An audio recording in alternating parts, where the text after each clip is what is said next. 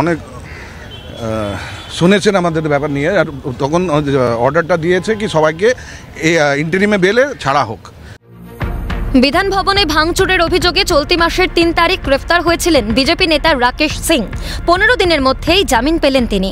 জামিন পেয়েছেন রাকেশের পুত্র সহ ধৃত বাকিরাও। তবে জামিন পেল অন্য মামলায় জেলবন্দি থাকায় এখনই কারামুক্তি ঘটছে না রাকেশের।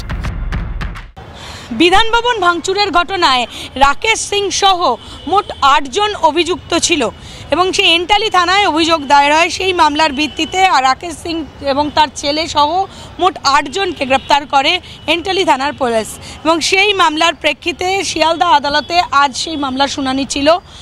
আজ সেই মামলার প্রেক্ষিতে জামিনে মুক্ত করা হয়েছে রাকেশ সিং তার ছেলে সহ মোট ৮ জন অভিযুক্তকে। এই অবস্থায় রাকেশের আইনজীবী সামসাং কুরিয়ানের দাবি, ভোটের কাজে বাধা তৈরি করতেই পুলিশ আটকে রাখতে চাইছে বিজেপি নেতাকে। শুনেছেন আমাদের ব্যাপার নিয়ে, আর তখন অর্ডারটা দিয়েছে কি সবাইকে ইন্টারিমে বেলে ছাড়া হোক।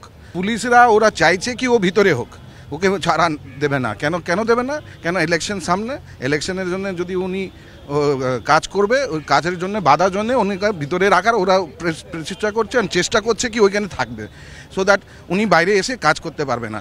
এই আর একটা ফলস কেস দিয়েছে, ওই কেসটা যাদবপুর, ওইখানে উনি এখনই আছেন। 24 তারিখে আমরা শিওর উনি ওই ডেটে বেল পাবে। রাকেশের জামিন মঞ্জুর হলেও পুলিশি তদন্ত নিয়ে সন্তোষ প্রকাশ করেছেন কংগ্রেসের আইনজীবী ইয়াকুব খান। ভালো ইনভেস্টিগেশন করছিল, ইন্টারোগেশনও করেছে আসামিদের, করার পর অনেক খেটে খুঁটে টাটা জমশেদপুর থেকে একজন আসামিকে ধরে নিয়ে এসেছিল, বর্ধমান থেকে ধরে নিয়ে এসেছিল। তা সত্ত্বেও যদি হাকিম মনে করে যে জামিন দেওয়া, হাকিমকে তো কেউ আটকাতে পারে না, ইটস ডিপেন্ড আপন কোর্ট।